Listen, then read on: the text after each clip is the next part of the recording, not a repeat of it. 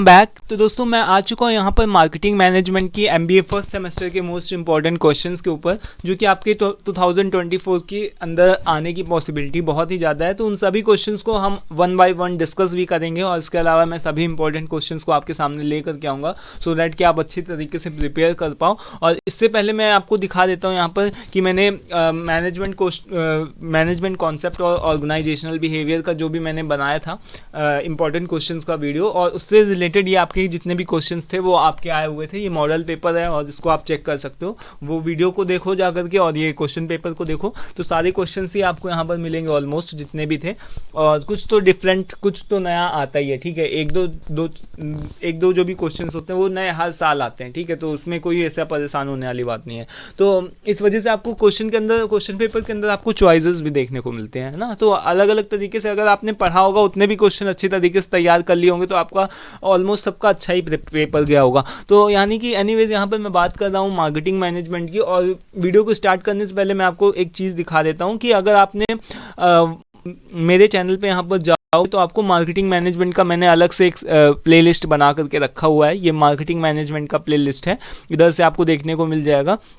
और इसके अलावा मैनेजरल इकोनॉमिक्स हो गया, जितने भी आपके सब्जेक्ट हैं, मैनेजमेंट कॉन्सेप्ट का तो फिलहाल हो ही चुका है। देन बिजनेस स्टैट्स हो गया, बिजनेस कम्युनिकेशन हो गया, डिज़ाइन थिंकिंग, और ये जितने भी आपके सब्जेक्ट हैं वो सभी सब्जेक्ट का मैंने अलग अलग प्लेलिस्ट बना करके रखा हुआ है, जा करके देख सकते हो। फिलहाल मार्केटिंग मैनेजमेंट की बात करूँ तो यहाँ पर देखो, मैंने एक वीडियो तो मार्केटिंग मैनेजमेंट का नहीं मिलेगा, जैसे मैनेजमेंट कॉन्सेप्ट का एक वीडियो आपको मिल गया था 2-2.5 घंटे का, उसके अंदर आपने सारी चीज़ें देख डाली थी। बट इसके अंदर क्या है, करीब आपके 26 तो आपके 15-16 वीडियोज़ होंगे, वो आपको देखने पड़ेंगे।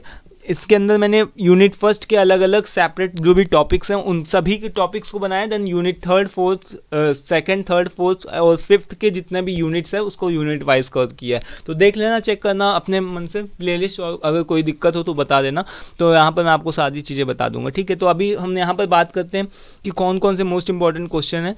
तो सबसे पहला हम यहाँ पर बात करते हैं कि कौन सा सबसे पहला जो आपका क्वेश्चन आता है, सबसे बेसिक और सबसे पहला क्वेश्चन जो है वो यही पूछा जाता है कि मार्केटिंग से आप समझते हो क्या, यानी कि मार्केटिंग होती क्या है, उसकी डिफिनेशन बताओ, उसका मीनिंग, नेचर, स्कोप बताओ। तो सिंपली अगर हम बात करें तो मार्केटिंग है क्या, तो मार्केटिंग सिंपल टर्म में अगर बात करें तो मैं आपको बताऊं कि किसी भी प्रोडक्ट का प्रमोशन करना, यानी कि किसी भी प्रोडक्ट का प्रमोशन करना ही को हम क्या बोलते हैं, प्रमोशन ऑफ द प्रोडक्ट को ही हम क्या बोलते हैं कि मार्केटिंग के नाम से जानते हैं, ठीक है। उसी को हम मार्केटिंग बोल रहे हैं। इसके अंदर आपकी बहुत सारी चीज़ें आ जाती हैं, जैसे कि आपको केवल यही नहीं है कि आप किसी भी प्रोडक्ट का प्रमोशन कर रहे हो, उसको पैकेजिंग, उसकी लेबलिंग, उसकी कॉस्ट, ये सब चीज़ों की आपको बात करनी होती है कि हर एक तरीके से, यानी कि कस्टमर के साथ में कैसे अच्छा रिलेशनशिप मेंटेन करके रखा जाए। ये सभी चीज़ें मार्केटिंग का ही पार्ट है, जिसको अभी आप आगे देखोगे।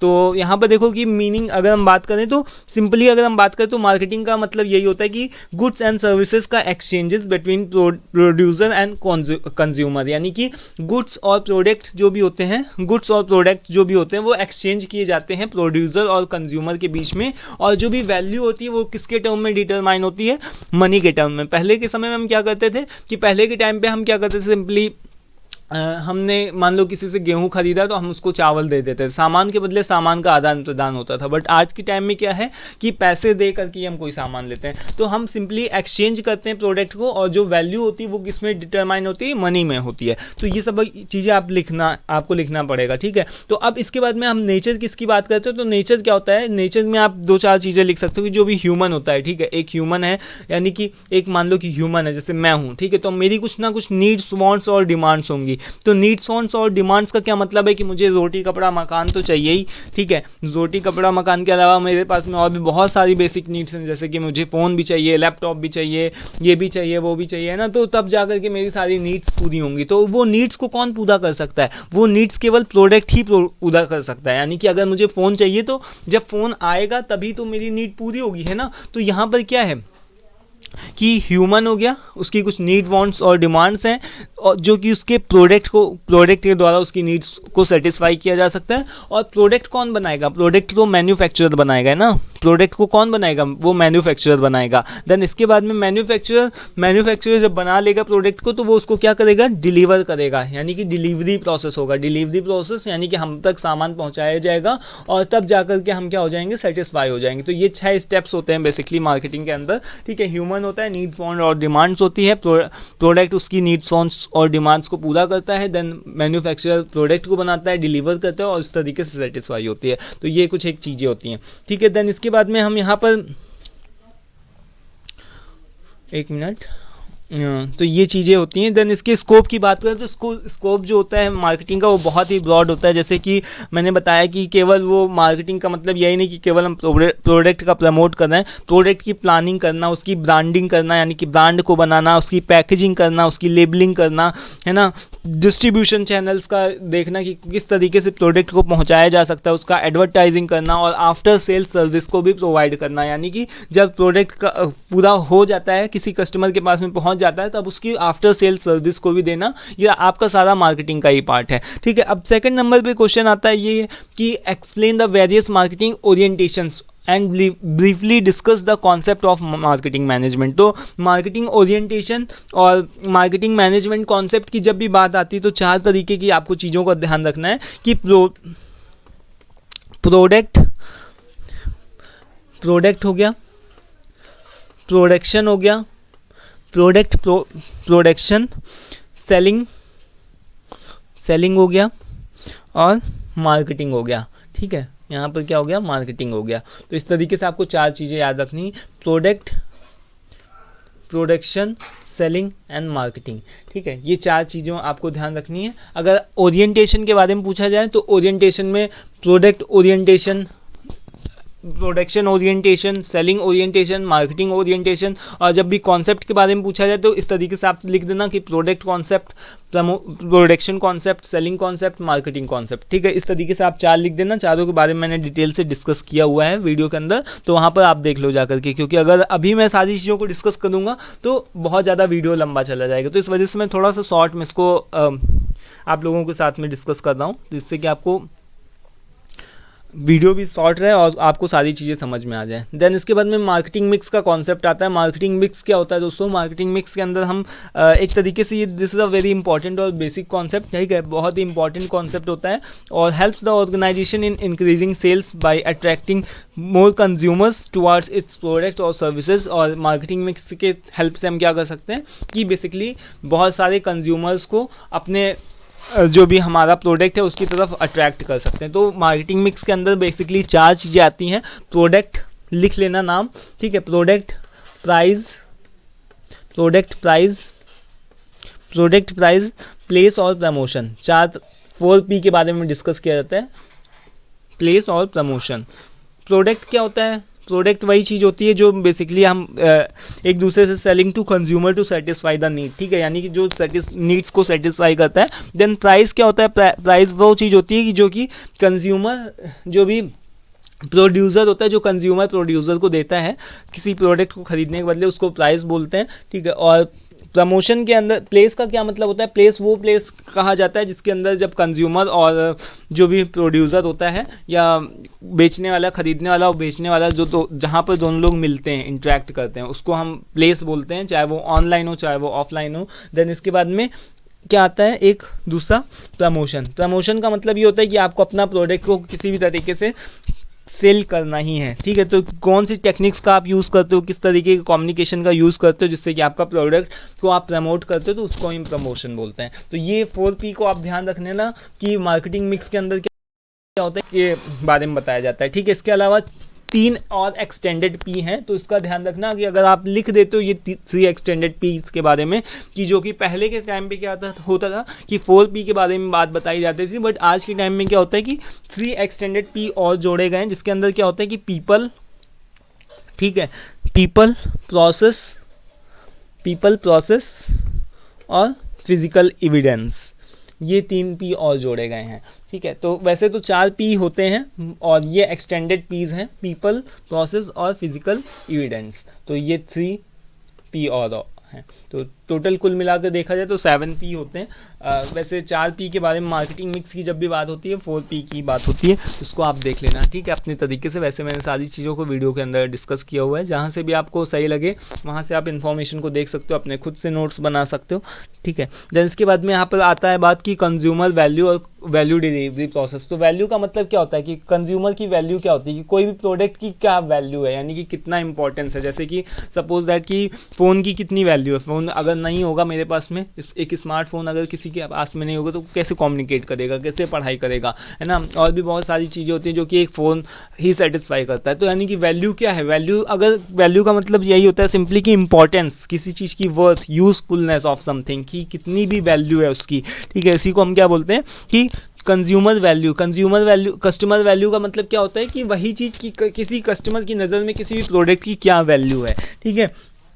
तो ये चीज़ होता है। देन इसके बाद में वैल्यू डिलीवरी प्रोसेस का मतलब क्या होता है कि वैल्यू डिलीवरी प्रोसेस वो प्रोसेस होता है जिसके हेल्प से हम क्या कर सकते हैं कि अपने प्रोडक्ट को ऐसा डिज़ाइन करते हैं, to design your product in such a way that gives a maximum value to the customer. यानी कि कस्टमर को एक तरीके से लैविश फील आना चाहिए। यानी कि वैल्यू डिलीवरी प्रोसेस का मतलब समझते हो कि जैसे अगर मान लो कि फ्लिपकार्ट है या अमेजोन है, अगर आप यहाँ से कोई भी सामान मंगाओ तो यहाँ पर की जो पैकेजिंग होती है वो इस तरीके से रहती है, या फिर आप एप्पल का फ़ोन लो जा करके तो उस तरीके की पैकेजिंग होती है कि आपको देख करके, उसकी पैकेजिंग को देख करके ऐसा फील आता है कि हाँ आपने कोई सामान खरीदा है, ठीक है। और साथ ही साथ में आफ्टर सेल सर्विस को भी प्रोवाइड करना, यानी कि अगर आप कोई सामान खरीद रहे हो तो उसके एक जो भी एक अच्छा फील आता है उसको ही हम क्या बोलते हैं, वैल्यू डिलीवरी प्रोसेस। तो anything which creates a value for your customer, ठीक है, customer should be involve in your value delivery process. इसी को आप क्या बोलते हो कि कोई भी ऐसी चीज़ जो भी आपकी प्रोडक्ट में वैल्यू को ऐड कर देती है या फिर कस्टमर उससे अच्छा फील करता है, लैविश फील करता है, उसी को हम वैल्यू डिलीवरी प्रोसेस बोलते हैं। देन उसके बाद में आता है कि define the consumer behaviour. Consumer behaviour को क्या हम बोलते हैं, कंज्यूमर बिहेवियर का क्या मतलब होता है कि देखो, तो जैसे यहाँ पर नाम से ही पता चल रहा है कि कंज्यूमर का बिहेवियर, यानी कि खरीदने वाले का बिहेवियर। सपोज दैट कि जो भी चीज़ें मेरे यहाँ पर बिकती हैं वो आपके यहाँ पर नहीं बिकती होंगी, है ना, या फिर मुझे जो भी चीज़ें पसंद है वो आपको नहीं पसंद होगी, है ना, क्योंकि बहुत सारे फैक्टर्स इसके लिए रिलेटेड होते हैं। देखो जैसे कि अगर हम बात करें तो जो भी अमेरिका के लोगों को खाना पसंद होगा वो हमको नहीं पसंद होगा, हम उसको देख लें तो मुँह बनाने लगे, है ना। तो इस तरीके से क्या होता है कि यानी कि अलग अलग जगह के लोग अलग अलग तरीके से बिहेव कर सकते हैं, और अलग अलग तरीके के लोग कि उन सब का बिहेवियर एक तरीके से सबको डिफरेंसेस देखने को मिलते हैं। तो इसके कौन कौन से फैक्टर्स हैं जो कि कंज्यूमर के बिहेवियर को बहुत वो करता है, यानी कि कौन से ऐसे फैक्टर्स हैं जो कि कंज्यूमर के बिहेवियर को अफेक्ट करते हैं। तो इसके अंदर दोस्तों बेसिकली बात होती है पेस्टल की, यानी कि इसके अलग अलग फैक्टर्स होते हैं। फैक्टर्स का मतलब देखो क्या होता है कि पेस्टल एनालिसिस को हम देख लेते हैं। पेस्टल एनालिसिस का मतलब समझते हो ना, फिजिकल फैक्टर होता है, देन इसके अलावा economic, then social, PEST, technological, environmental और लीगल। इस तरीके से अलग अलग फैक्टर्स डिपेंड करते हैं, चाहे वो कल्चरल हो, चाहे वो सोशल हो, पर्सनल फैक्टर भी हो सकता है, साइकोलॉजिकल फैक्टर भी हो सकते हैं। तो बहुत सारे अलग अलग फैक्टर्स होते हैं जो कि कंज्यूमर के बिहेवियर को अफेक्ट करते हैं। जैसे कि मान लो कि जहाँ पर ज़्यादा बारिश होती होगी तो वहाँ के लोग क्या करते होंगे, छाता खरीदते होंगे। जहाँ पर ज़्यादा ठंड पड़ती है तो वहाँ के लोग क्या करते हैं, ऊनी कपड़े पहनते होंगे। और वो जहाँ ज़्यादा गर्मी पड़ती है तो वहाँ के लोग उस तरीके के कपड़े नहीं पहनेंगे। तो ये सभी क्या है कि अलग अलग तरीके के कस्टमर्स होते हैं, उन सबका बिहेवियर अलग होता है, और उनकी बिहेवियर के अकॉर्डिंग क्या होता है कि हमको प्रोडक्ट को उस तरीके का डिज़ाइन करना होता है,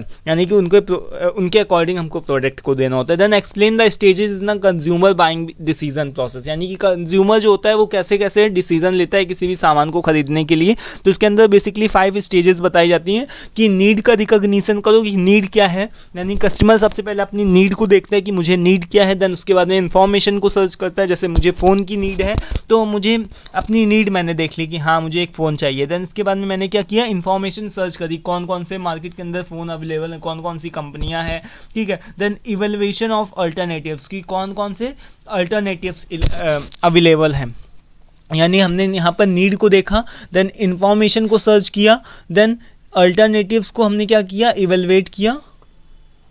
अल्टरनेटिव्स को हमने क्या किया, इवैल्यूएट किया कि देखा कि अल्टरनेटिव्स कौन कौन से अवेलेबल हैं। देन उसके बाद में हमने क्या किया, परचेज डिसीजन, यानी कि हमने देख लिया कि हमको ये परचेज करना है, ठीक है। हमने क्या किया, परचेज करने का हमने डिसीजन बना लिया। और उसके बाद में पोस्ट परचेज बिहेवियर, यानी कि देखा जाता है कि किस तरीके से कंपनियां ट्रीट करती हैं अगर उनका एक बार प्रोडक्ट बिक जाता है, जिससे आफ्टर सेल सर्विस जिसको बोलते हैं ना। तो सपोज़ कि मैं एक लैपटॉप लेकर के आया तो उसके बाद में कि क्या मुझे आफ्टर सेल सर्विस मिली, अगर मान लो दोबारा से ख़राब हो जाता है तो वो मुझे किस तरीके से सर्विस देंगे।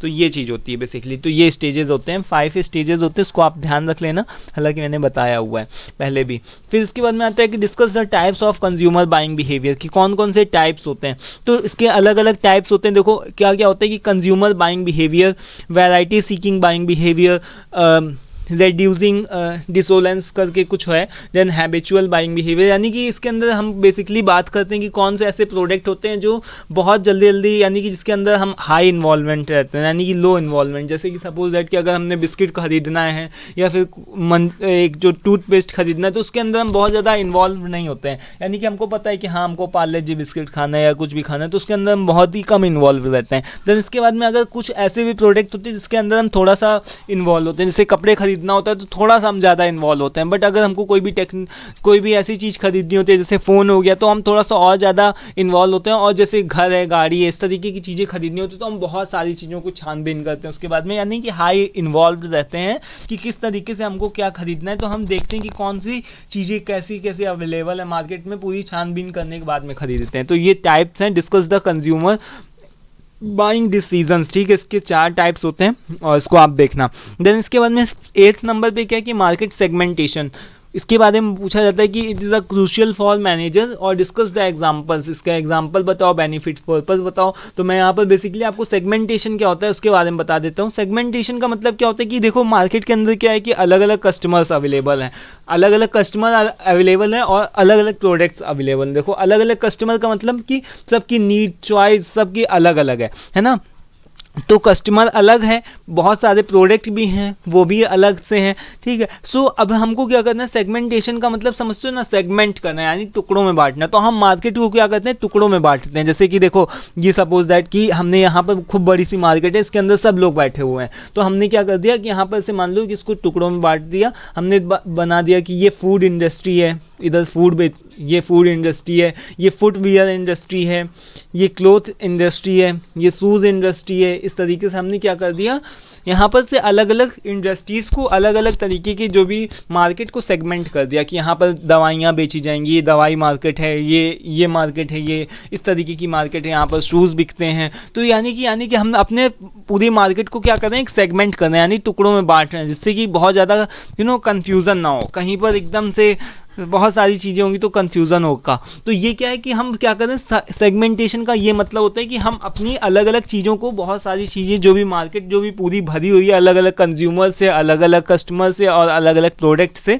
तो उसको हम क्या करें, सेगमेंट कर रहे हैं यानी टुकड़ों में बांट रहे हैं। तो इसी को हम क्या बोलते हैं, मार्केट सेगमेंटेशन, ठीक है। देन इसके बाद में आगे बढ़ते हैं तो हमारा क्या आता है कि फैक्टर्स इन्फ्लुएंसिंग मार्केट सेगमेंटेशन, और इसके टाइप्स और लेवल के बारे में बताओ। तो कौन कौन से ऐसे फैक्टर्स हैं जो कि मार्केट सेगमेंटेशन को इन्फ्लुएंस करते हैं। तो इसके लिए भी आप वही पेस्टल को लिख सकते हो। हालांकि इसके अलावा मैं बता सकता हूँ जैसे कि पॉपुलेशन की स्टैट्स हो गई, जोग्राफिक हो गया, देन बिहेवियर सबका अलग होता है, ठीक है। सबकी बेनिफिट्स, सबको किसी ना किसी चीज़ का एक ना बेनिफिट होता है। तो ये अलग अलग फैक्टर्स होते हैं जो कि डिपेंड करते हैं। तो इस क्वेश्चन को आप अच्छे से तैयार कर लेना।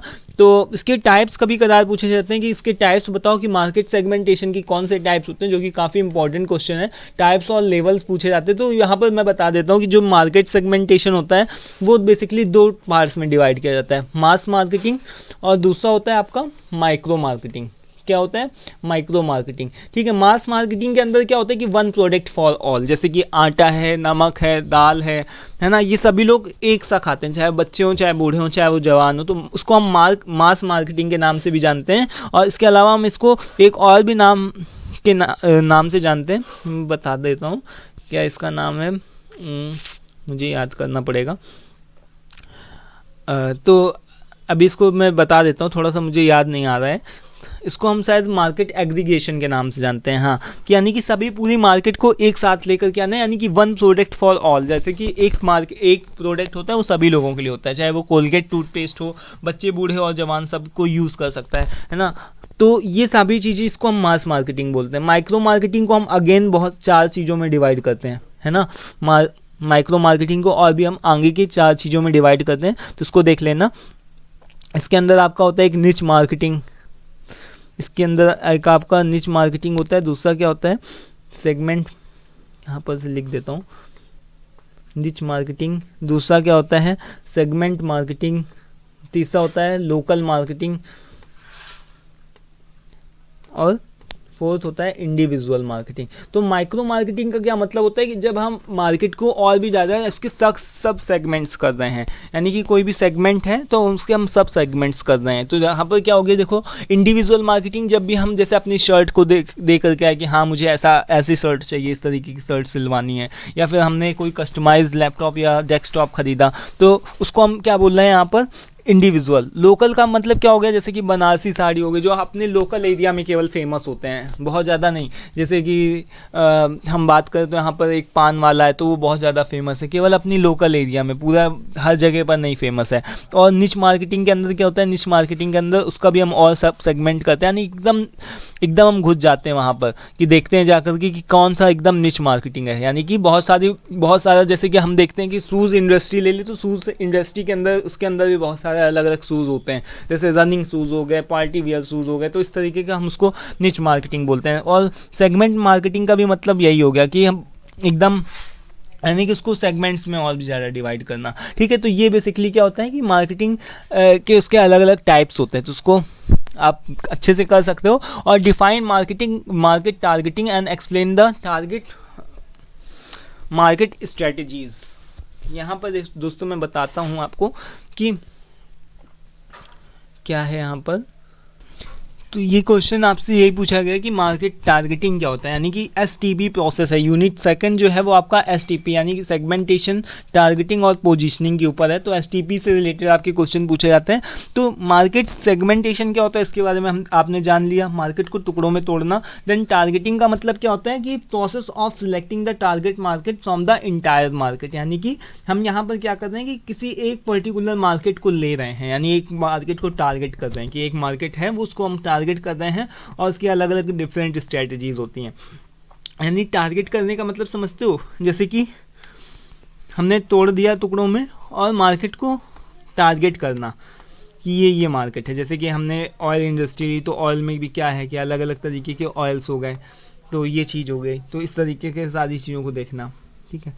देन इसके बाद में इसकी अलग अलग स्ट्रैटेजीज़ हैं, इसके ऊपर भी आप देख लेना। देन पोजीशनिंग की बात करते हैं, तो पोजीशनिंग का मतलब होता है कि आप ऐसा कुछ करो जिससे कि आपका प्रोडक्ट जो भी है कंज्यूमर के माइंड में छप जाए जा करके, यानी कि कंज्यूमर को आपका प्रोडक्ट याद रहे। जैसे कि positioning helps the placing the product in the consumers mind, यानी कि या आप देखते हो कि कई सारे प्रोडक्ट, जैसे कि अगर मैं किसी भी तरीके के प्रोडक्ट का नाम लूँ, जैसे कि अगर मैं पेंसिल बोलता हूँ तो कौन सा आपको वो याद आता है, नटराज, है ना।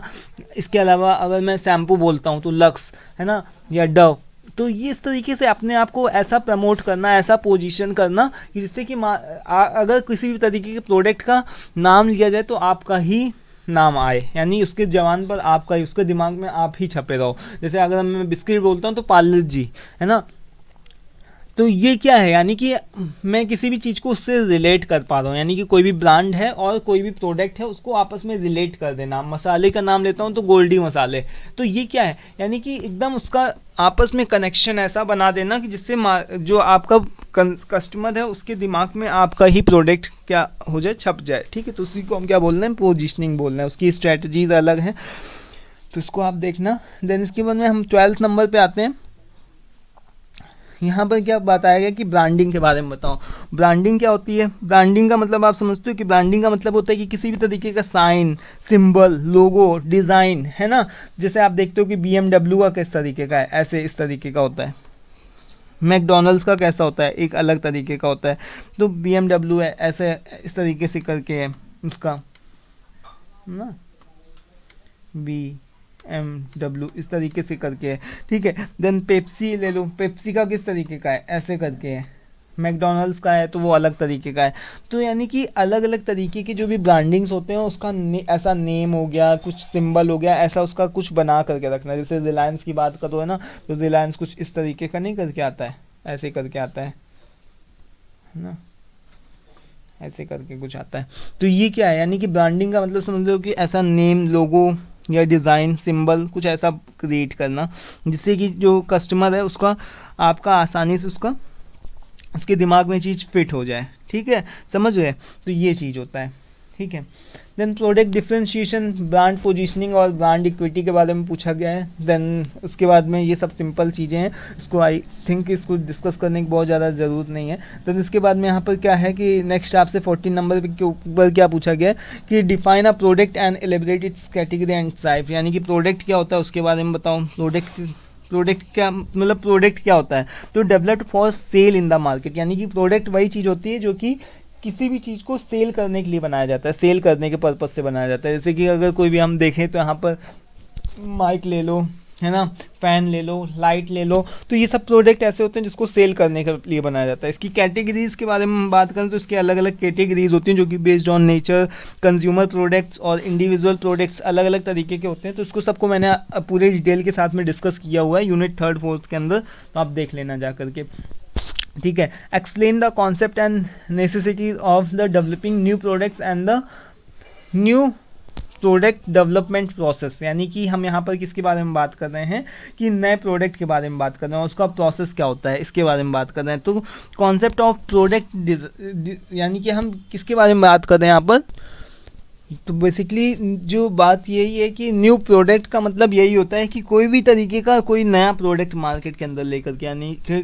Covers the complete process of bringing a new product to the market, ठीक है। या फिर किसी भी प्रोडक्ट को रिन्यू कर देना, जैसे आप देखते होगे जैसे कि बाइक थी बहुत पहले से, सालों से चलती चली आ रही, स्कूटर बहुत पहले से चलता चला आ रहा है, बट उसका क्या है, स्कूटी बना दिया या ई रिक्शा बना दिया, तो उस तरीके का ये रिन्यू करना, यानी कि उसको रिन्यू कर देना का मतलब कि उसमें कुछ अलग से फीचर्स को डाल देना, तो ये एक अलग चीज़ हो गई। यानी कि अगर देखो जो लैपटॉप है, लैपटॉप कोई एक नया नहीं है, ये क्या है कि डेस्कटॉप का ही एक थोड़ा सा अपडेटेड वर्जन है, इस तरीके से आप इसको मान सकते हो, यानी कि इसको थोड़ा सा नया। और एकदम कोई चीज़ नई जब आ जाती है मार्केट के अंदर, जब कुछ एकदम नया क्रिएट हो जाता है तो उसको थोड़ा सा क्या हो जाता है कि नया कुछ मार्केट के अंदर आना, तो वो क्या होता है, उसको ही हम नया न्यू प्रोडक्ट के नाम से जानते हैं, ठीक है। या फिर नया प्रोडक्ट आए या फिर किसी भी प्रोडक्ट का न्यू वर्जन आए, तो उसी को हम क्या बोल रहे हैं, न्यू प्रोडक्ट बोल रहे हैं, ठीक है। उसके डेवलपमेंट प्रोसेस की अगर हम बात करें तो इसके अलग अलग स्टेप्स होते हैं, जैसे आइडिया का जनरेशन करो, स्क्रीनिंग करो आइडिया का, कॉन्सेप्ट डेवलपमेंट करो, टेस्ट करो, मार्केटिंग की स्ट्रेटजीज लगाओ, बिजनेस एनालिसिस करो, है ना, टेस्ट को मार्केट करो, कॉमर्शलाइजेशन करो, अलग अलग स्टेप्स होते हैं। तो ये स्टेप्स को आप थोड़ा सा डिटेल में पढ़ना ताकि आपको सही से समझ में आए। देन इसके बाद बहुत important question product life cycle के बारे में आपसे पूछा जाता है।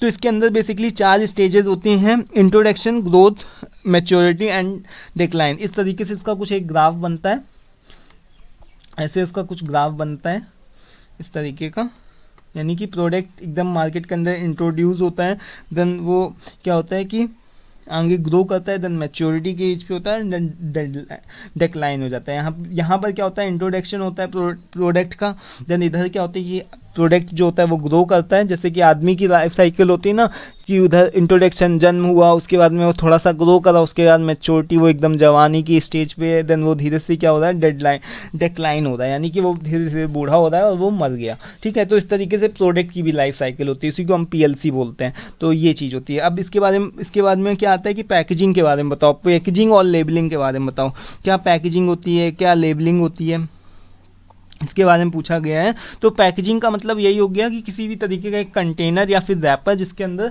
जो कि एक सेफ्टी पर्पस से बनाया जाता है। जैसे कि सपोज दैट कि अगर फ़ोन जो है आप लेने के लिए जाओ और जा करके फ़ोन जो आपको रिटेलर है, जो भी व्यक्ति है, वो आपको ऐसे ही फ़ोन पकड़ा दे, है ना, कि लो ऐसे ही ले जाओ, तो वो आपके कोई काम का होगा, यानी कि आपको अच्छा फील आएगा नहीं। एक तो आपको अच्छा भी फील नहीं आएगा, ऊपर से फ़ोन जो है वो उसकी सेफ्टी का भी इशू रह सकता है, यानी कि फ़ोन टूट भी सकता है। तो डिब्बे में आपको रख के इस वजह से दिया जाता है कि डिब्बा का क्या मतलब है, उसको तो आप फेंक देते हो बाद में ना, लेकिन उसको क्यों दिया जाता है, ताकि वो एक तरीके का कंटेनर होता है सेफ्टी पर्पज़ से जो कि क्रिएट किया जाता है। तो उसी को हम क्या बोल रहे हैं, पैकेजिंग बोल रहे हैं, ठीक है। तो ये पैकेजिंग हो गया। और लेबलिंग की अगर हम बात करें तो लेबलिंग क्या होता है, जो भी उसके ऊपर लेबल्स वगैरह को लगाया जाता है, ठीक है। तो ये चीज़ हो गया, ठीक है। देन इसके बाद में अब आ गया यहाँ पर 8 नंबर पे explore the product mix strategies. Product mix क्या है, अब प्रोडक्ट मिक्स के बारे में बात करें तो यहाँ पर देखो it is like a menu, यानी कि अलग अलग वर्जन्स देना। देखो जैसे अगर हम कोई भी कोल्ड ड्रिंक्स की बात करें तो कोल्ड ड्रिंक्स में अलग अलग फ्लेवर्स आते हैं, जैसे कोक, फैंटा, स्प्राइट, है ना, अलग अलग उसके फ्लेवर्स आ गए, ऑरेंज फ्लेवर आ गया, तो ये चीज़ है। तो उसके एक एक अलग अलग वर्जन्स को देना, तो इसी को हम क्या बोल रहे हैं, प्रोडक्ट मिक्स स्ट्रेटजीज। वही चीज़ मैंने बताया ना, जैसे कोका कोला है तो उसके Coca Cola, Fanta, Sprite, diet Coke अलग हो गया, कोक ज़ीरो अलग हो गया, guava flavour, orange flavour, mango juices की बात करें तो मैंगो फ्लेवर, मिक्स्ड फ्रूट, है ना। तो ये अलग अलग जो भी आप फ्लेवर्स देने लगते हो या फिर अलग अलग कैटेगरीज देने लगते हो किसी भी आदमी को, तो इसी को क्या होता है, इसी का मतलब होता है प्रोडक्ट मिक्स, यानी कि प्रोडक्ट को अलग अलग तरीके से कस्टमर की नीड्स के अकॉर्डिंग या उसके फ्लेवर्स के अकॉर्डिंग उसको देना। जैसे कि हम देखो यहाँ पर ग्लूकोज लेने के लिए जाते हैं तो एक आता है ग्रीन कलर का, एक होता है कि ऑरेंज कलर का, तो यानी अगर आपको जो भी फ्लेवर पसंद हो उस तरीके से आप ले सकते हो, है ना। तो यही होता है प्रोडक्ट मिक्स। देन उसके बाद में प्राइसिंग की बात करते हैं, तो प्राइसिंग का क्या मतलब होता है, बेसिकली प्राइसिंग एक वो पॉइंट होता है जहाँ पर जो कंज्यूमर होता है वो प्राइस देने को तैयार होता है किसी प्रोडक्ट के बदले में, और जो प्रोड्यूसर होता है वो, यानी कि जो प्रोड्यूसर होता है वो अपने प्रोडक्ट को बेचने को तैयार होता है किसी प्राइस के बदले, और जो कंज्यूमर होता है वो खरीदने को तैयार होता है, ठीक है, वो प्राइस दे करके। तो उसी को हम क्या बोलते हैं, वो प्राइस, ऐसा पॉइंट जहाँ पर दोनों लोग तैयार होते हैं, यानी कि जहाँ पर दोनों लोग खरीदने और बेचने के लिए तैयार होते हैं एक फिक्स किसी भी प्राइस के ऊपर, तो उसी को हम क्या बोल रहे हैं, प्राइस बोल रहे हैं, ठीक है। तो ये चीज़ है, इसको आप ऐसे भी शॉर्ट में बोल सकते हो जैसे कि कोई भी एक ऐसा point where buyer gets agree to pay for a particular product. जैसे कि हम किसी भी कपड़े की दुकान के ऊपर गए, किसी व्यक्ति ने बोला कि ये 600 का टी शर्ट है, हमने बोला नहीं नहीं हम तो 500 देंगे, और वो बोला कि नहीं नहीं अच्छा 550। तो हमने क्या किया, एक तरीके से हम लोगों ने क्या कर दिया, एक तरीके से हम वहाँ पर आ गए 550 एक ऐसा फिक्स प्राइस हो गया जिसके ऊपर हम अपना उसकी शर्ट खरीदने को तैयार है और वो अपनी शर्ट को बेचने को तैयार है। तो इसी को क्या बोलते हैं, प्राइसिंग बोलते हैं, यानी ऐसा पॉइंट जहाँ पर जो बायर है वो एग्री है पे करने के लिए किसी पर्टिकुलर प्रोडक्ट के लिए। इसके अलग अलग प्रोसेस होते हैं, उसको इसके बारे में फ़िलहाल हम नहीं डिस्कस करेंगे यहाँ पर। Explain the new product pricing strategies, इसके स्ट्रेटजीज़ अलग हैं। सेटिंग द प्राइस, कैसे सेट किसी भी प्राइस को सेट किया जाता है, तो ये चीज़ के बारे में पूछा गया है। अब मार्केटिंग चैनल्स के बारे में हम बात करते हैं। यहाँ पर देखो मार्केटिंग चैनल्स का क्या मतलब हुआ कि चैनल का क्या मतलब हो गया, जैसे कि चैनल का यही मतलब हुआ कि जैसे कि अगर कोई भी प्रोडक्ट है, तो अगर कोई भी प्रोडक्ट है तो वो कैसे किस तरीके से कस्टमर तक पहुंचाया जाए, इसको ही हम क्या बोलते हैं, चैनल्स बोलते हैं। अलग अलग तरीके के चैनल्स, यानी कि वो ऑनलाइन ऑफलाइन किस तरीके से कैसे पहुंचाया जाएगा, वो डायरेक्ट सेल हो रहा है या फिर उसको कोई थर्ड पार्टी सेल कर रही है, तो इसी को हम क्या बोल रहे हैं, चैनल बोल रहे हैं। इसके अलग अलग दोस्तों अल्टरनेटिव्स या फिर टाइप्स आप इसको बोल सकते हो, जैसे कि direct distribution channel, indirect distribution channel, hybrid, और अलग अलग तरीके के इसके वो होते हैं। तो ये चीज़ आप देखना। इसके बाद में आता है कि फैक्टर्स कौन कौन से होते हैं जो कि किसी भी चॉइस करते हैं कि कैसे कौन से चैनल को चूज़ किया जाए, इसके कौन कौन से फैक्टर्स होते हैं। तो उसके अलग अलग फैक्टर्स हैं, जैसे कि प्रोडक्ट का क्या करेक्टरिस्टिक है, मार्केट की क्या करेक्टरिस्टिक है, इस चीज़ को देखो, कंपनी के रिसोर्सेज को देखो, कम्पिटिटिव इन्वायरमेंट को देखो, ये सभी चीज़ों को देख करके ही आदमी डिसीजन ले सकता है, ठीक है। देन इसके बाद में डिस्कस द इंपॉर्टेंस और बेनिफिट्स ऑफ चैनल डिज़ाइन, यानी चैनल डिज़ाइन क्या होता है। तो बेसिकली चैनल डिज़ाइन को हम बता देते हैं कि decisions regarding the structure, type and number of intermediaries involve in the distribution process, यानी किसी भी हम प्रोडक्ट को कैसे भी डिस्ट्रीब्यूट करते हैं।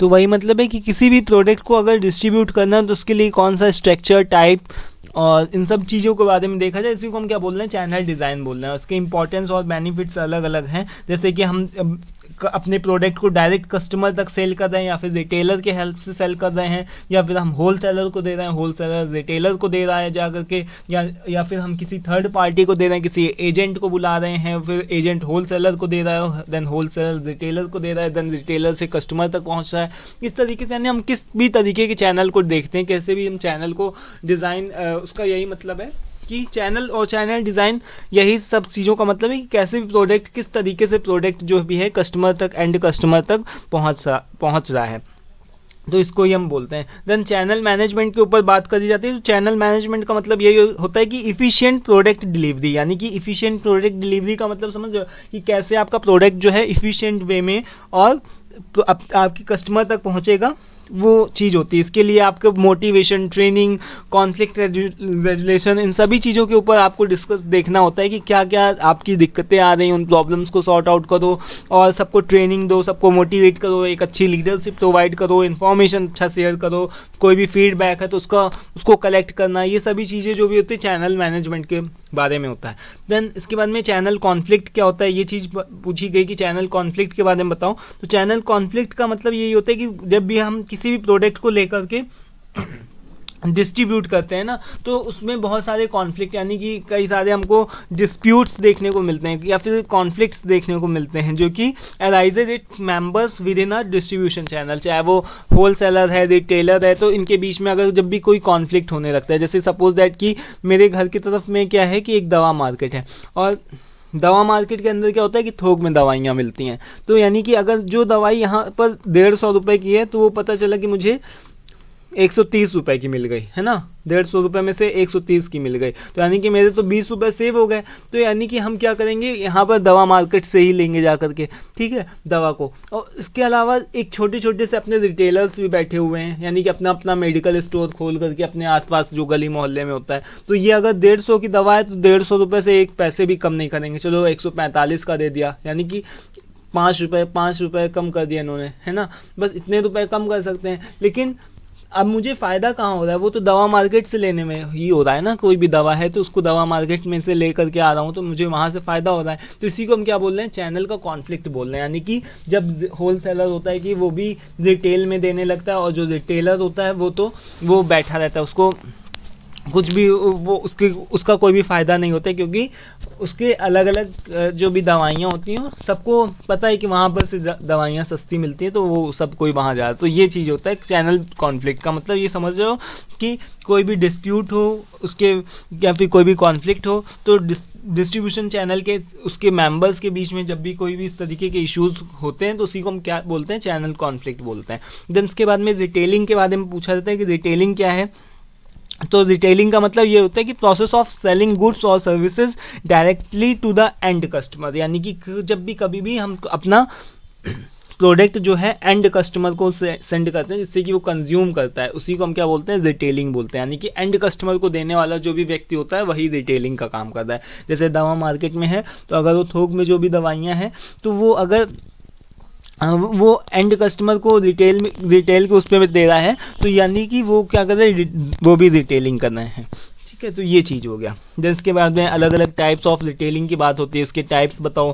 तो डिपार्टमेंटल स्टोर होता है, सुपर मार्केट्स होता है, ऑनलाइन होते हैं कि ऑनलाइन भी आपको एक एक सामान मिल सकता है। रिटेल का मतलब होता है कि जब भी आप अपने लिए एक जो भी प्रोडक्ट होता है उसको खरीद सकते हो जा करके। देन इसके अलावा दोस्तों सुपर मार्केट्स का मतलब समझ लो, जैसे बिग बाज़ार हो गया और ये सभी जो भी मॉल्स वगैरह हो गए तो वो सभी, विशाल मेगा मार्ट हो गया, तो यहाँ पर ये सब चीज़ें। देन इसके बाद में एडवर्टाइजिंग क्या होता है, एडवर्टाइजिंग के बारे में बताऊँ। एडवर्टाइजिंग क्या होता है दोस्तों, एक तरीके का पेड फॉर्म होता है कम्युनिकेशन का that aims to promote product और सर्विसेज, यानी कि ये एक तरीके का ऐसा पेड फॉर्म होता है, यानी ऐसा पेड फॉर्म होता है जिससे कि जो कि आपके प्रोडक्ट और सर्विस को प्रमोट करने के लिए, यानी जो भी आप सर्विस और जो भी आप प्रोडक्ट बना रहे हो उसको आप पैसे दे करके उसको प्रमोट करवा रहे हो। इसके अंदर बहुत सारी चीज़ें आती हैं, जैसे कि एडवर्टाइजिंग का मतलब कि यूट्यूब के ऊपर भी एड्स चला सकते हो, फेसबुक के ऊपर भी एड्स चला सकते हो, बैनर्स लगा सकते हो, पोस्टर्स लगा सकते हो, न्यूज़पेपर के ऊपर छपवा सकते हो, ये सभी चीज़ें एडवर्टाइजिंग में होती हैं, ठीक है। देन इसके बाद में एक बहुत इंपॉर्टेंट क्वेश्चन आता है कि एडा मॉडल के बारे में बताओ। एडा मॉडल क्या है, एक तरीके का ये दोस्तों फ्रेमवर्क है जिसके अंदर हम बात करते हैं। बेसिकली ये एक तरीके का शॉर्ट फॉर्म है जिसका मतलब क्या होता है कि अटेंशन, इंटरेस्ट, डिज़ायर और एक्शन, ठीक है। अटेंशन, इंटरेस्ट, डिज़ायर और एक्शन के बारे में बात करते हैं। तो अटेंशन यानी कि जब भी हमारे पास कोई भी प्रोडक्ट होता है तो उसको हम सबसे पहले अटेंशन यानी कि कस्टमर का अटेंशन को गेन करते हैं, कि सबसे पहले हम क्या करते हैं कि अटेंशन को दिखाओ। जैसे कि अगर हमने कोई भी प्रोडक्ट को बनाया, इसका कुछ इस तरीके से बनता है डायग्राम एडा मॉडल का। सबसे पहले क्या आता है, अटेंशन, लोगों को दिखाओ आपका प्रोडक्ट क्या है। वो आप यूट्यूब पे एड्स चला करके दिखा सकते हो, टीवी पे एड्स चला करके दिखा सकते हो, न्यूज़पेपर पे दिखा सकते हो। देन इंटरेस्ट, कुछ लोग उसके ऊपर क्या करेंगे, सब लोग देखेंगे तो उसमें से मान लो कि 100 लोगों ने देखा तो उसमें से केवल 70 लोगों ने क्या किया, इंटरेस्ट शो किया कि अच्छा हाँ ये तो मुझे ख़रीदना है। इस तरीके से आप कुछ लोग क्या करेंगे, उसमें से आपका इंटरेस्ट शो करेंगे, ठीक है। 100 लोगों ने देखा मान लो आपके ऐड को तो 70 ने इंटरेस्ट शो किया। उसके बाद में डी का मतलब क्या हो गया कि डिज़ायर, लोगों ने क्या किया कि डिज़ायर को शो किया। डिज़ायर का मतलब क्या हो गया 70 में से मान लो कि केवल 40 लोगों ने क्या सोचा, डिज़ायर की काश मेरे पास में भी ये प्रोडक्ट हो, इस तरीके से। देन ए का मतलब क्या हो गया कि एक्शन, 40 में से केवल 20 लोगों ने क्या किया, एक्शन लिया, यानी कि पैसे उनके पास में थे भी और उन्होंने खरीद भी लिया जाकर के प्रोडक्ट। तो इसी को हम क्या बोल रहे हैं कि सबसे ज़्यादा लोगों का अटेंशन ग्रैब करो, देन इंटेंशन, इंटरेस्ट हो गया, देन डिज़ायर हो गया, देन उसके बाद में एक्शन। 20 लोग ही, 100 में से केवल 20 लोगों ने ही एक्शन को दिया। तो ये क्या है, एडा मॉडल इसको ही बोलते हैं, ठीक है। देन इसके बाद में अब देखो यहाँ पर आता है 29 नंबर पे। आप सोचे होगे कि बहुत सारे क्वेश्चंस हैं, तो मैं आपको यहाँ पर बता दूँ कि जो ये सभी क्वेश्चंस हैं दोस्तों, तो ये केवल मैं ऐसे नहीं बता रहा हूँ, जो आपका शॉर्ट क्वेश्चन, लॉन्ग क्वेश्चंस इसके अंदर सभी कवर हो जाएंगे। जितना भी आपका पूरा मॉडल पेपर है वो सब पूरा आपका कवर होगा। तो और अगर आप पढ़ रहे हो, MBA कर रहे हो, तो इन सब के बारे में आपको पता होना ही चाहिए, ठीक है। ऐसा नहीं कि आपने केवल 10-12 क्वेश्चन बता दिए, कि केवल एक फॉर्मेलिटी कर दी। अगर आप पढ़ रहे हो तो अच्छे से पढ़ो, ठीक है। इसका ये मतलब है कि इतने सारे क्वेश्चन का मतलब कि अगर आप मार्केटिंग मैनेजमेंट कर रहे हो, मार्केटिंग मैनेजमेंट का मतलब पढ़ रहे हो, तो उसके बारे में आपको पता होना चाहिए। केवल एग्जाम को पास करने के पॉइंट ऑफ व्यू से नहीं मैं इतने सारे क्वेश्चंस को बता रहा हूँ। ये सभी चीज़ें मैं इस वजह से रिवीजन करवा रहा हूँ, ताकि अगर कुछ भी आ जाए तो आप उसको खुद अपनी लैंग्वेज में बना करके लिखो, ठीक है। तो ये मतलब हो गया। 1 मिनट रुकना। सो एनीवेज यहाँ पर देखिए जो हमारा नेक्स्ट क्वेश्चन है, that is types and functions of public relation. यानी पब्लिक रिलेशन क्या होता है उसके बारे में थोड़ा सा बता दूँ। तो पब्लिक रिलेशन का मतलब सिंपल सा ये होता है कि managing the communication and relationship between the company और इट्स ब्रांड, ठीक है। यानी कि हर एक तरीके से पब्लिक रिलेशन का मतलब यही होता है कि आपके जो भी सप्लायर्स हैं, जो भी आपके वेंडर्स हैं, सबके साथ में एक तरीके के अच्छा मेंटेन, एक पॉजिटिव रिलेशन बना करके रखना, एक इमेज की एक प्रॉपर एक अच्छी इमेज बना करके रखना, ठीक है। इसी को हम क्या बोल रहे हैं, पब्लिक रिलेशंस के नाम से जान रहे हैं उसको। एक पब्लिक रिलेशन का मतलब सिंपल सा ये कि जितने भी लोग हैं उनके सबके साथ में एक अच्छा रिलेशनशिप बना करके रखना, ठीक है। तो उसके टाइप्स के बारे में बात करते हैं, तो इसमें अलग अलग तरीके से रिलेशन आते हैं। जैसे कि मीडिया के साथ में एक अच्छा रिलेशनशिप होना चाहिए, देन इसके बाद में गवर्नमेंट और पब्लिक के साथ में अच्छा रिलेशनशिप होना चाहिए, एम्प्लॉयज़ के साथ में, फाइनेंशियल जो भी आपके मैनेजर्स हैं उनके साथ में अच्छा रिलेशनशिप हो, प्रोडक्ट के साथ में, सोशल मीडिया के साथ में, हर एक के साथ में यानी अच्छा रिलेशनशिप हो। देन इसके बाद में हम सेल्स प्रमोशन की बात करते हैं। सेल्स प्रमोशन क्या होता है, तो सेल्स प्रमोशन का जैसे मैंने मतलब ही बताया था, सेल्स का मतलब क्या, कि वे ऑफ बिजनेस और offer special deals to encourage people to buy their products और सर्विस क्विकली। यानी कि सेल्स प्रमोशन का मतलब यही होता है कि कोई भी ऐसा जो कि जैसे आप देखते होगे कि सेल वगैरह लगी होती है, कि सेल 150 रुपये चप्पल जूते, इस तरीके से आप देखते होगे ना। तो इसका मतलब कि ये होता है कि स्पेशल ऑफर निकाल दो, एक स्पेशल डील निकाल दो, जिससे कि जो लोग हैं वो आपके प्रोडक्ट को जल्दी जल्दी से बाई करने लगे। बाई 2 गेट 1 फ्री, इस तरीके से जो भी आपके ये सभी जितने भी एग्जांपल्स हैं ना, ये सभी सेल्स प्रमोशन के ही एग्जांपल हैं। देन इसके बाद में हम बात करते हैं यहाँ पर पुश और पुल स्ट्रेटजी ऑफ प्रमोशन। पुश और पुल स्ट्रेटजी क्या होती है, इसके बारे में बेसिकली बात करते हैं। तो इसका मतलब ये होता है कि पुश स्ट्रेटजी में क्या होता है कि ये होता है कि जैसे जो भी होल सेलर्स होते हैं या फिर जो भी मैन्युफैक्चरिंग कंपनियां होती हैं, मैन्युफैक्चरिंग कंपनियां क्या करती हैं, एक तरीके से स्पेशल ऑफर देती हैं कि इतना इतना तुमको ऑफर स्टॉक में रखना है, ये तुमको इस तरीके से जा करके तुमको ऐसे प्रमोट करना है प्रोडक्ट को और कस्टमर को देना है। और जबकि पुल स्ट्रेटजी में क्या होता है कि कस्टमर पहले से अवेयर होता है कि हाँ हमको ये खरीदना है, हमको ये वाली ड्रिंक खरीदनी है, हमको ये वाला सामान खरीदना है, इस तरीके से वो पहले से अवेयर होता है और वो रिटेलर से बोलता है जाकर के कि नहीं मुझे ये ऐसा सामान चाहिए, इसको मैन्युफैक्चरर से लेकर के आओ, इसको बनवाओ जाकर। तो बेसिकली पुश और पुल स्ट्रेटजी यही होती है, जब मैन्युफैक्चरर जो होते हैं वो अपने सामान को रिटेलर को देते हैं और रिटेलर क्या करते हैं अब उसके प्रोडक्ट को प्रमोट करते हैं, तो ये पुश। और जब कस्टमर खुद से डिमांड करता है रिटेलर से और रिटेलर मैन्युफैक्चरर से डिमांड करता है, तो इसको हम पुल स्ट्रेटजी के नाम से जानते हैं। देन इसका हमने पर्सनल सेलिंग का मतलब आप समझ रहे हो ना। पर्सनल सेलिंग का मतलब ये हो गया कि direct interconnection between a salesperson and a potential customer to कोई भी तरीके के प्रोडक्ट को परचेज करने के लिए, उसी को हम क्या बोल रहे हैं कि उसी को हम पर्सनल सेलिंग बोल रहे हैं, ठीक है। देन इसके बाद में आता है डायरेक्ट मार्केटिंग। क्या होती है डायरेक्ट मार्केटिंग का मतलब समझते हो। डायरेक्ट मार्केटिंग का मतलब कि देखो मैं आपको यहाँ पे बता देता हूँ कि कि अपने जो भी पोटेंशियल कस्टमर्स हैं उन तक अपने सामान को जल्दी से, यानी उनकी तरफ बहुत सारी चीज़ें होती हैं, जैसे कि इसके अंदर ईमेल भी आता है, डायरेक्ट मैसेजेस भी आते हैं, टेली मार्केटिंग भी होता है, ऑनलाइन एडवर्टाइजिंग भी होता है। तो ये सभी चीज़ें जो भी होती हैं उनको क्या करना है, डायरेक्ट वे में, यानी कि कस्टमर तक नोटिफिकेशन जाता है, कस्टमर इसको देखता है, तो इसी को हम क्या बोल रहे हैं, डायरेक्ट मार्केटिंग। यानी कस्टमर जो भी है वो डायरेक्ट पहले से अवेयर होता है प्रोडक्ट के बारे में और अपने प्रोडक्ट को जो भी है सेल करना। तो यानी कि reaching out the potential customer directly without intermediaries, ठीक है, बिना किसी थर्ड पार्टी के जो भी प्रोडक्ट को सेल करना, डायरेक्ट मार्केटिंग। देन इसके बाद में आता है कस्टमर रिलेशनशिप मैनेजमेंट।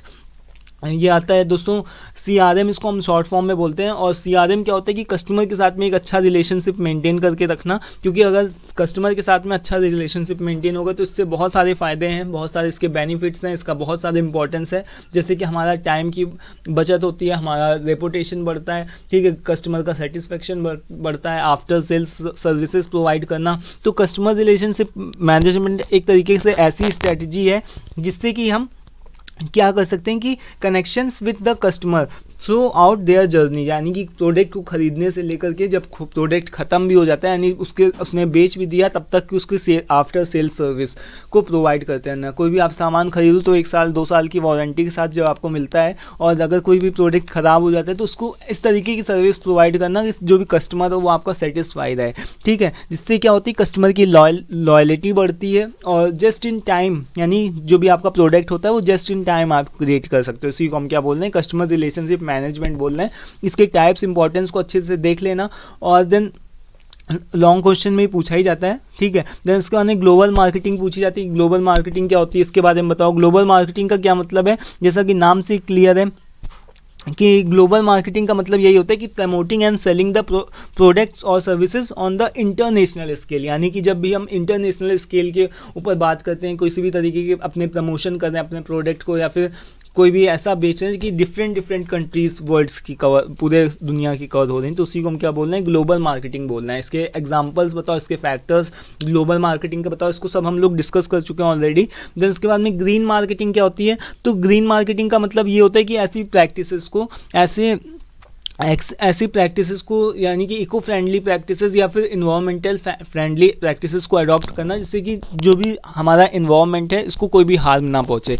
यानी कि आप मार्केटिंग तो करो, लेकिन बिना प्रदूषण को फैलाए, किसी भी बिना इन्वायरमेंट को हार्म करे, वो इसी को हम क्या बोल रहे हैं, ग्रीन मार्केटिंग। यानी कि environmental marketing refers to the, इसको हम लोग ग्रीन मार्केटिंग को इन्वायरमेंटल मार्केटिंग भी बोल सकते हैं। और इसका मतलब यही होता है कि practice of promoting products and services based on their environmental friendly attributes. यानी कि हम अपने प्रोडक्ट को क्या कर रहे हैं, इन्वायरमेंट के साथ में फ्रेंडली बना करके तब उसका प्रमोशन कर रहे हैं, बिना अपने इन्वायरमेंट को हार्म को पहुंचाए। देन इसके बाद में आता है एजाइल मार्केटिंग। तो एजाइल मार्केटिंग क्या होता है दोस्तों, एजाइल मार्केटिंग का मतलब क्या होता है, देखो एजाइल का मतलब ही स्मार्ट होता है। स्मार्ट का मतलब कि कोई भी अगर चेंजेस हो रहे हैं तो उसको इजीली अडॉप्ट कर लेना, उसको अडॉप्ट करना। अडॉप्ट का मतलब आप समझते हो कि कोई भी चेंजेस हैं, तो जो भी रिसेंट चेंजेस हैं, जैसे मान लो कोई नई टेक्नोलॉजी आई या फिर मार्केट के अंदर कुछ नया चल रहा है, तो उसको तुरंत अपने में अडॉप्ट करना, उसके अकॉर्डिंग मार्केटिंग को करना। जैसे अगर हम देखें तो पुराने टाइम पे कैसे मार्केटिंग होती थी,